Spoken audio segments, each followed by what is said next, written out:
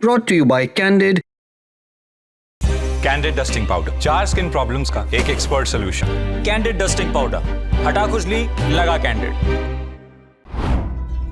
Straight of Hormuz में Iran के toll के रेट तय हो गए हैं। एक बैरल का $1। अगर ईरान ने ये टोल लगा दिया तो हर साल करीब 67,000 करोड़ रुपए की तगड़ी कमाई करेगा। 3 खास बातें हैं। ईरान के इस प्रपोज्ड टोल रूल की पहली बात, टोल क्रिप्टो करेंसी में देना होगा, यानी डॉलर, यूएस डॉलर की यहां पर हेजिमनी नहीं चलेगी। दूसरी, तेहरान इस स्ट्रेट से गुजरने वाले हर जहाज पर नजर रखेगा, उन्हें नियंत्रण में रखेगा।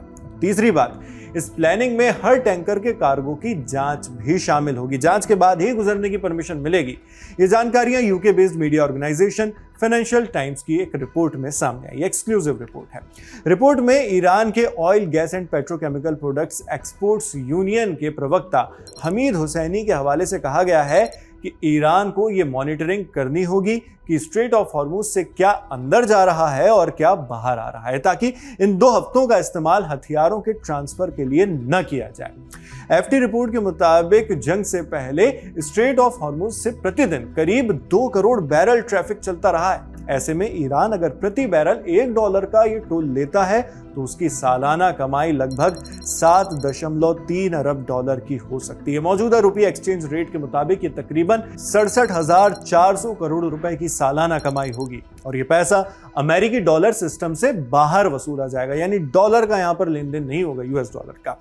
एफटी की रिपोर्ट बताती है कि इस रकम के अलावा $20 लाख की ट्रांजिट फीस जो प्रति जहाज ईरान ने बताई थी वो भी साथ साथ लागू हो सकती है, यानी लगभग 18.5 करोड़ रुपए।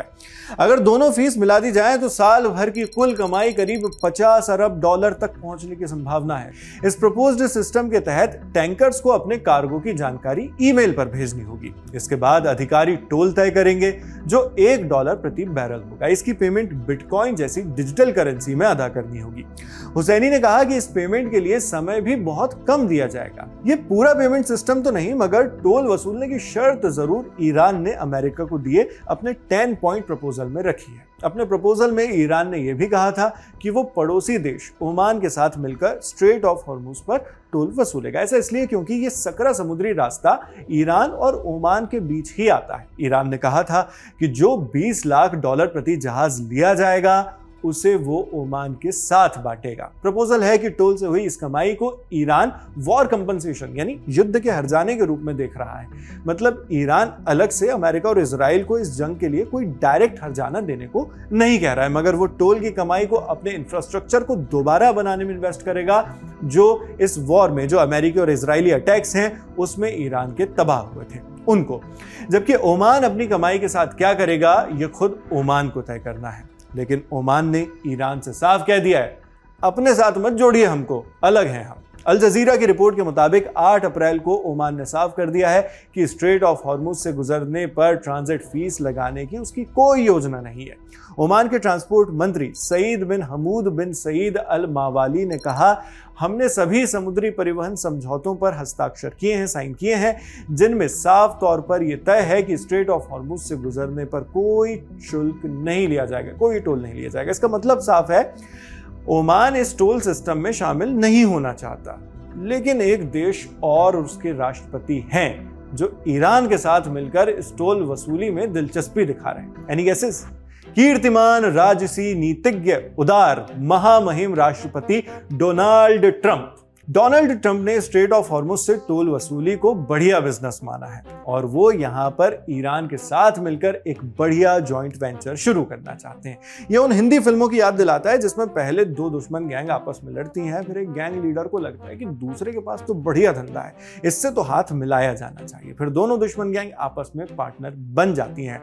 ट्रंप ऐसे ही एक गैंग लीडर सरीके दिखाई पड़ते हैं अगर उदाहरण को देखें तो। हालांकि ये हाथ मिलाया जाता है या नहीं, पार्टनरशिप होती है या नहीं, ये अलग है। जिस ईरान को कल तक पूरी सभ्यता मिटा देने की धमकी दे रहे थे डोनाल्ड ट्रंप, उसी ईरान के साथ आज जॉइंट वेंचर शुरू करना चाह रहे हैं। लिटरली कल और आज का ही फर्क है। रियल एस्टेट डेवलपर बिजनेसमैन से पॉलिटिक्स में राष्ट्रपति डोनाल्ड ट्रंप को इस स्वनिर्मित आपदा में भी कारोबारी अवसर दिख रहा है। अमेरिका ईरान सीज फायर के ऐलान के कुछ ही घंटों बाद ट्रंप ने कहा कि वो तेहरान के साथ मिलकर स्ट्रेट ऑफ हॉर्मुज को सुरक्षित रखने के लिए जॉइंट वेंचर शुरू करने की प्लानिंग कर रहे हैं ईरान के साथ। एबीसी न्यूज से ट्रंप कहते हैं, हम यानी अमेरिकी सरकार इसे एक जॉइंट वेंचर के तौर पर चलाने के बारे में सोच रहे हैं।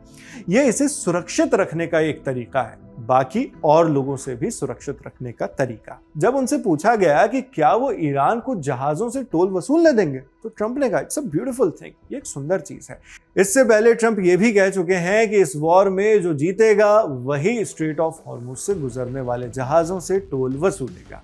अब ये जंग जीता कौन है, यही तो शाश्वत सवाल है, क्योंकि एक आपसी सहमति के साथ ये जंग खत्म होती दिख रही है। हालांकि दोनों ही मुल्क अपने अपने तरीके से जीत का दावा ठोक रहे हैं। ऐसे में अगर ट्रंप का जॉइंट वेंचर वाला प्लान ईरान ठुकरा देता है, तो खुद डोनाल्ड ट्रंप की ही डेफिनेशन के मुताबिक क्या इसे वॉर में अमेरिका की हार माना जा सकता है? आप क्या मानते हैं, हमें कमेंट बॉक्स में लिखकर जरूर बताइएगा। मैं हूं शेख नावेद, देखते रहिए लंदन टॉक।